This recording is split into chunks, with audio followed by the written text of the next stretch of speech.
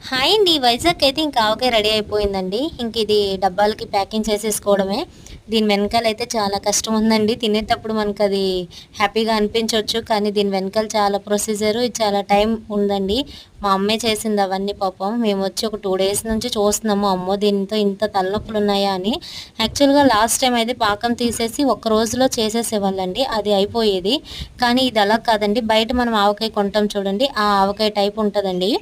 దీనికి చాలా ప్రొసీజర్ అండి. ఎండలో ఒక 10 డేస్ మినిమమ్ ఎండలో పెట్టి తీయాలి. మార్నింగ్ ఎక్కించాలి, ఈవినింగ్ దించాలి. మేడ మీద అయితేనే మనకి ఎండ మంచిగా తగులుతది కనుక ఎండలోనే పెట్టాలి. అలా అని చేతులు పెట్టకూడదు. చేతులు పెట్టారంటే ఆవకాయ పులిసిపోద్ది. ఇంక దాన్ని వంపేయాల్సిందే గానీ దాన్ని యూజ్ చేయడానికైతే పనికిరాదు. దీన్ని చేతులు పెట్టకుండా అలా చూడండి అలాగా సెక్యూర్ చేస్తారు. ఇలా చేయడం మన జనరేషన్ మదర్స్‌కి తప్పితే, ఈ జనరేషన్ మదర్స్‌కి అంత ఓపిక లేదండి. డైరెక్ట్‌గా 1 కేజీ, 2 కేజీలు కొనుక్కొని తినుకుంటాం అంటాం గానీ, తయారు చేయడానికైతే అస్సలు ఒప్పుకోము.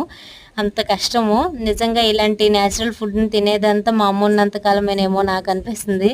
నాతోనైతే ఇవన్నీ చేత కాదండి బాబోయ్! నేను చేయలేను కూడాను. థ్యాంక్ యూ అండి. Thanks for watching my video. Bye అండి.